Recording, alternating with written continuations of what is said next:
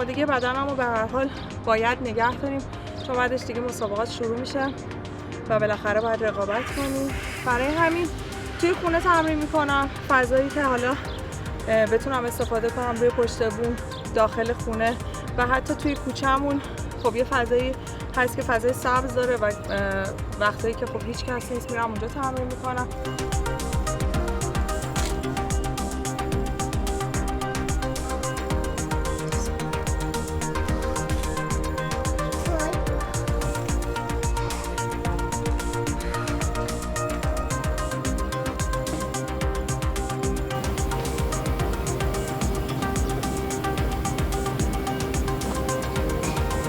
そもそも始めた理由が、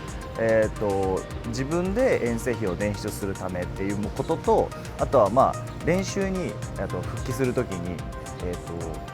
体力面であったりとかそういったものの低下を防ぐためにこの2点で始めているので。